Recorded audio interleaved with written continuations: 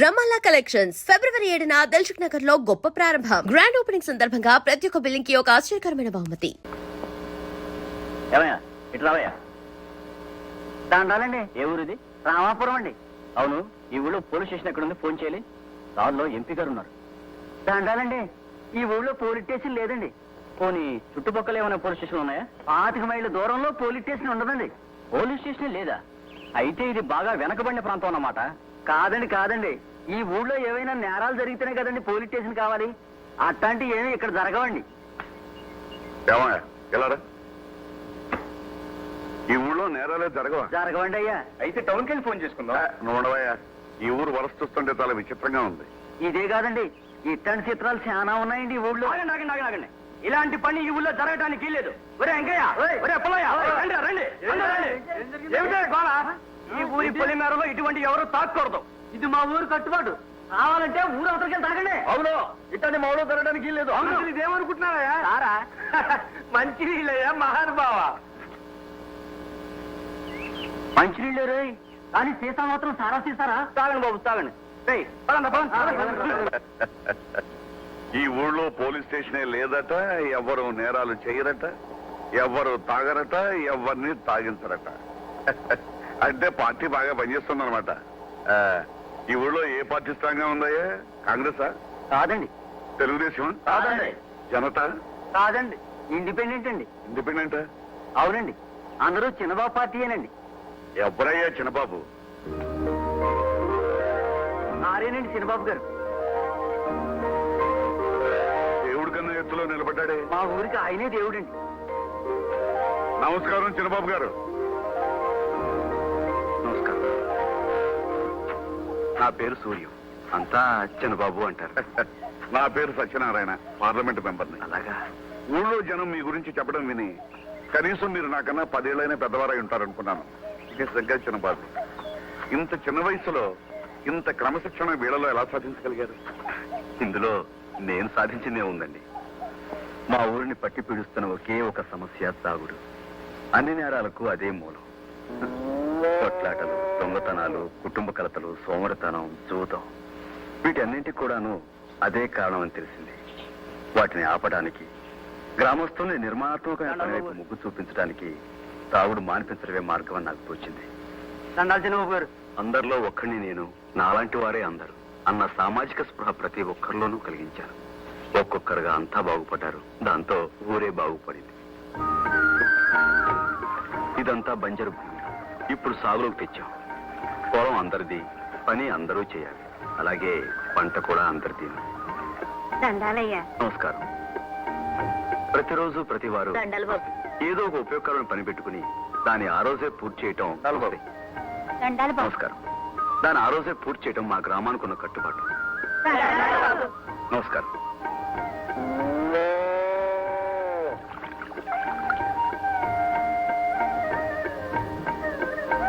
ఏమిటి, ఈ ఊళ్ళో కొన్ని నెలక గుమ్మాలకు తలుపులే లేవు? దేనికండి తలుపులు? ఎప్పుడైతే ఈ ఊళ్ళో సారా కొట్లకు తలుపులు మూసేసామో అప్పటి నుంచి ఇళ్లకు తలుపులు అవసరం లేకుండా పోయింది. అయితే ఈ ఊళ్ళో దొంగతనాలే జరగవన్నమాట. మామూలుగా అయితే జరగవండి. ఎవరైనా కొత్త వాళ్ళు వస్తే మనం చెప్పలేము. కొత్త వాళ్ళంటే నాలాంటి వాళ్ళు. అయ్యో భలేవారే.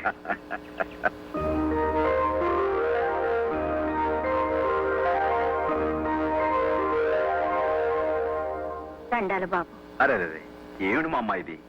నీకెన్నిసార్లు చెప్పాను పెద్దదానివి ఇలా కాలమే పడకూడదని. వెళ్ళి పని చూసుకో. ఈవిడ భర్త తాగుబోతు. అతని చేత తాగుడు మానిపించానని ఇదిగో ఇలాగా. నీటి సమస్యను తీర్చుకోవడం కోసం శ్రమదానం చేసి ఇదిగో ఈ నీళ్ళ ట్యాంకును మేమే కట్టుకున్నాం. మేము ఏ రోజు ప్రభుత్వ సహాయాన్ని ఆశించలేదు.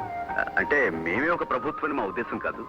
మా పని మేము చేసుకునేందుకు ప్రభుత్వం మీద ఆధారపడాల్సిన అవసరం లేదనుకున్నాం, అంతే. దండాలయ్యా.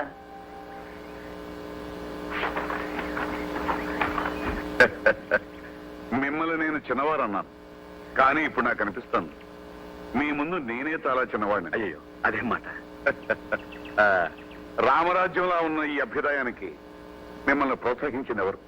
ఈ విషయం నేను పార్లమెంట్ లో చెప్పాలి. వివరంగా చెబితే రామాయణం విన్నంత శ్రద్ధగా వింటాను. మాది రామాయణం కాదు, గ్రామాయణం. మీకు పెళ్ళయిందా? అది కూడా నా కథలోనే ఉంది. బిలహరి గణపతి శాస్త్రి గారనే ప్రఖ్యాత సంగీత విద్వాంసుడి పేరు మీరు వినే ఉంటారు. వారి అబ్బాయిని నేను. సంతోషముగా సుప్రసిద్ధ వాగ్గేయకారుల వంశం మాది. వంశానికి వన్ని తెచ్చే విద్వత్తు మా నాన్నగారిది. మా వదిన అమ్మలేని నాకు అమ్మైనా అక్కైనా నేస్తమైనా అన్నీ తనే అయ్యి ఆదుకుంది. అన్నయ్య పేరు ఉదయం. నోరు లేని మూగవాడు. సరస్వతి లోగిల్లో పుట్టి నోరారా పాడలేని దురవస్థ రాకూడదని నోరారా సన్నాయి రాగాలు నేర్చుకున్న పట్టుదల గల మనిషి. శృతి చేసిన తంబూరా లాంటి తుతిమెత్తటి మనసున్నది మా చెల్లాయి సంధ్య. ఆ చెంబు నాది కాదు.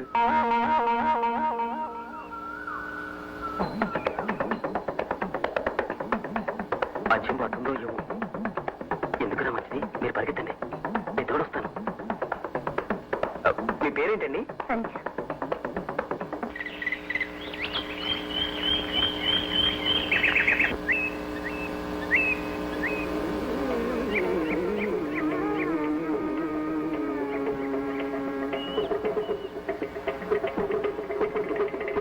మునికను చేయగలది శివధనువును విరిచే సమయమున త్యాగరాజ వినుతుని మోమున కల్లలాడగ ఆరాణూరి ఎదుగోగెను కల్లలాడగ కవి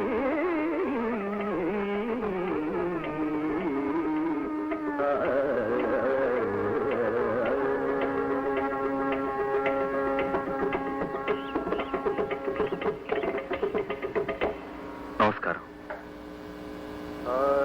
మీ నాట్యం అద్భుతంగా ఉంది, కానీ అదంతా అడవి కాచిన వెళ్ళైపోతుంది.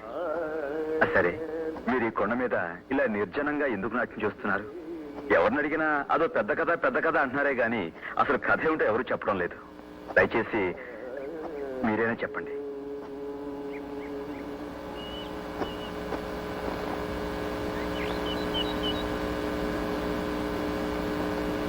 అసలు ఏమిటండి మీ ఉద్దేశం? నా వెంట పడుతున్నారు? క్షమించండి, ఆ పెద్ద కథ ఏంటో చెప్పండి.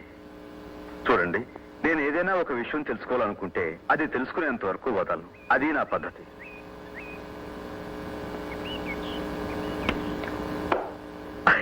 అదేంటి? బొమ్మ అయితే చెప్తాను, బొరుసైతే చెప్పను. ఇది నా పద్ధతి. బొమ్మే. చెప్పండి. పెద్ద కథ కదా, ఇలా కూర్చొని చెప్పుకున్నా? పెద్ద కథ ఏం కాదు, చాలా చిన్న కథ. చిన్న కథ? నేను హరిజనుల అమ్మాయిని, అదే కథ. అయితే దేవి నవరాత్రులు 9 రోజులు గుళ్ళో నాట్యం చేయాలని నా సంకల్పం. కొంతమంది గొడవ చేశారు. హరిజనులు గుడికొస్తే దేవుడు అపవిత్రమైపోతాడన్నారు. సర్లేండి, ఎంత దూరంలో ఉంటే మీ దేవుడు పవిత్రంగా ఉంటాడని అడిగాను. 100 గజాలు, 200 గజాలు, పోనీ 500 గజాలు చాలా నండి, చేసిస్తారా?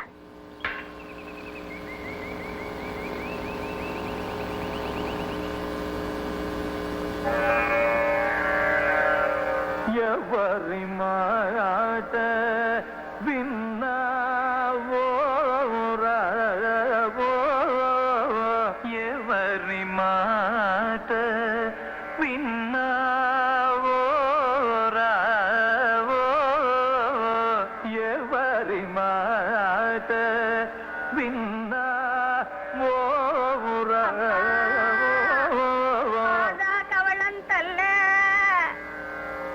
పిడికిడు అన్నం పెట్టించండి అమ్మా తల్లే.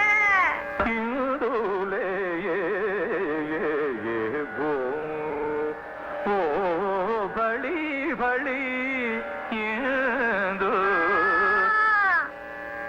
అన్నం తిని 3 రోజులైంది తల్లే. అమ్మా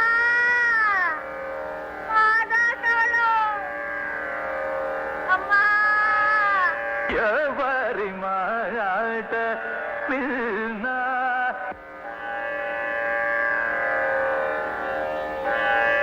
సూర్యం, ఏమైంది నీకు? పాపం ఆ బిచ్చగత్త దీనంగా అరుస్తుంటే అది నేను లగ్నం చేయలేకపోతున్నా నాన్నగారు. ఆ బిచ్చగత్తె అరుపులు నీ సంగీత సాధనకి ఆటంకమా? మనసంతా సరస్వతి మీద నిమగ్నమైతే ఈ అరుపులు కేకలు నీకెలా వినిపిస్తాయి? సంగీత సాధన ఒక తపస్సు. నిలకడలేని మనసుతో సరిగమలు పలకడం చిత్తశుద్ధి లేని శివ పూజ లాంటిది. ఇంకెప్పుడు ఇలాంటి సాకులు చెప్పకు. సాకులు కాదు నాన్నగారు.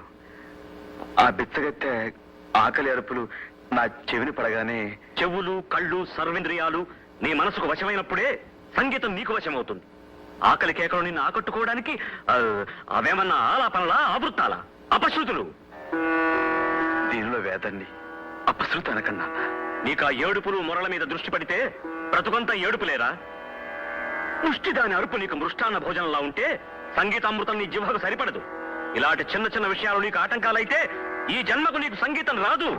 జన్మనిచ్చిన తండ్రి అంత మాట అనకన్నా. నాతో వాదించుకురా. నీ అశ్రద్ధకు కారణాలు చెప్పడం కొత్తగా మొదలుపెట్టావు.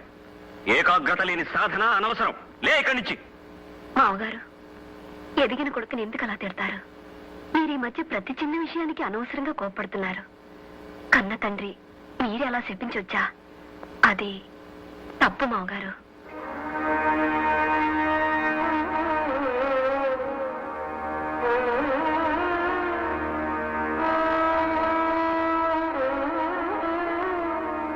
ఉదయ బాబు, నాదస్వరం తీసుకుని ఏదైనా వాయించు. నా మనసు శాంతి పడాలంటే ఇప్పుడు నాకు సంగీతం కావాలరా.